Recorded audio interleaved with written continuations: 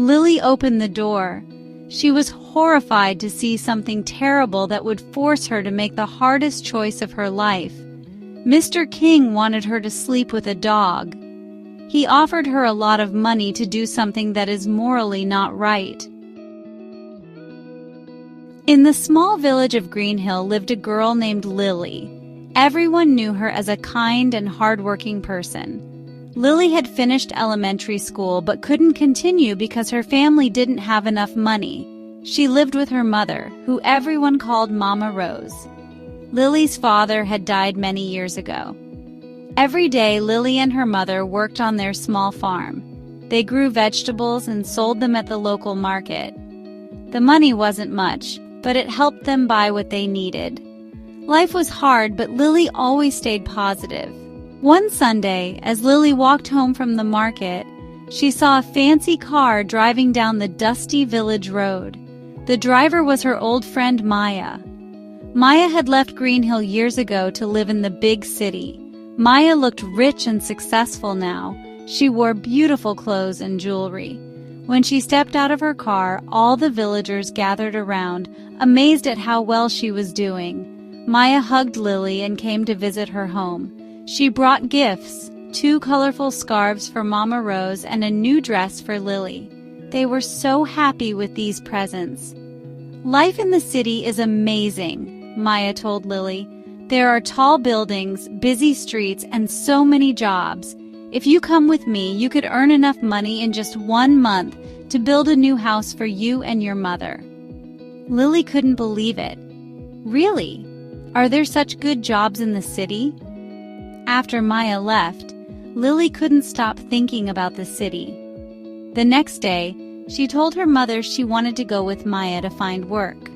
Mama Rose was worried about her daughter leaving home, but she also wanted Lily to have a better life. Finally, she agreed.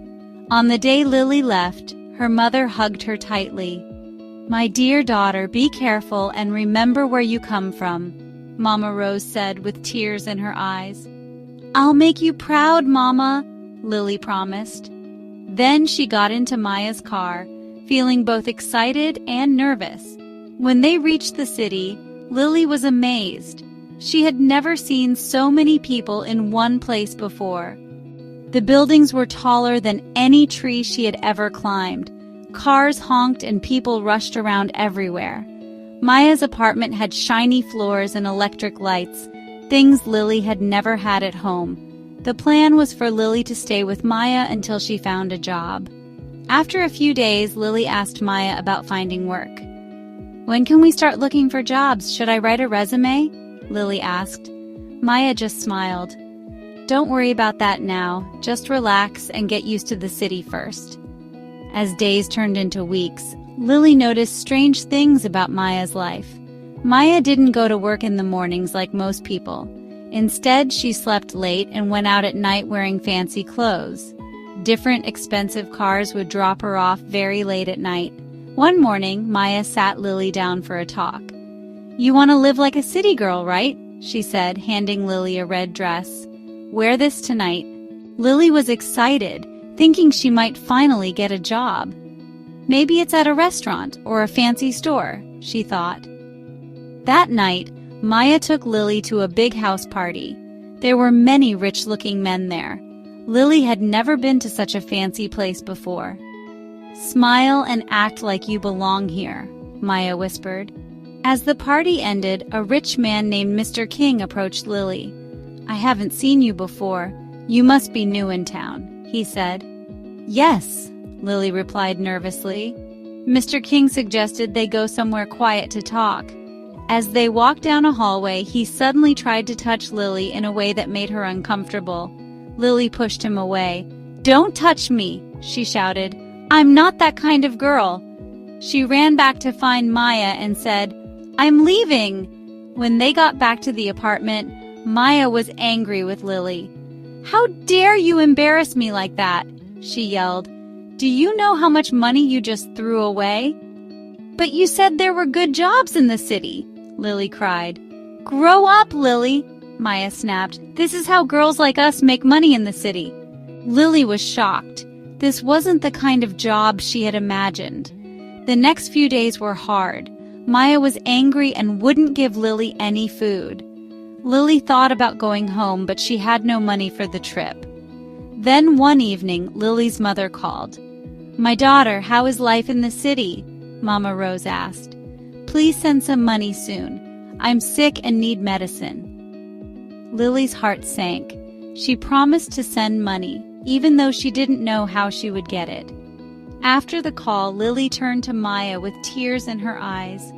"Please give me a little money for my sick mother," she begged. Maya refused unless Lily agreed to do what she wanted. That night, Lily couldn't sleep. She kept thinking about her sick mother who needed help. By morning, feeling trapped and desperate, she told Maya she would do whatever it took to make money. Maya smiled. "Now you're talking," she said. On the night of another party, Lily felt scared as she got dressed. At the party, she saw Mr. King again. As the night ended, she followed him to a private room. When Lily opened the door, she was horrified to see something terrible that would force her to make the hardest choice of her life. Mr. King wanted her to sleep with a dog. He offered her a lot of money to do something that is morally not right. Lily was disgusted and afraid. But then she thought about her sick mother who needed medicine. With a heavy heart, she made a choice she would regret forever. She practically spent the night with Mr. King's dog. The next morning, Mr. King drove her home. When Lily entered Maya's apartment, Maya hugged her and said, "Welcome to the club."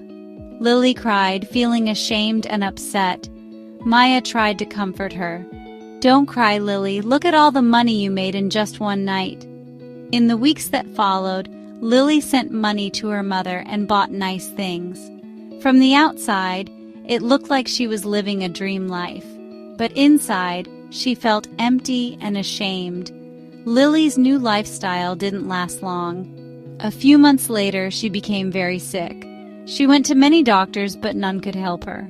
Her health got worse quickly. All her money went to hospital bills. When the doctors couldn't help anymore, Lily was taken back to her village. Mama Rose was shocked to see how thin and weak her daughter had become.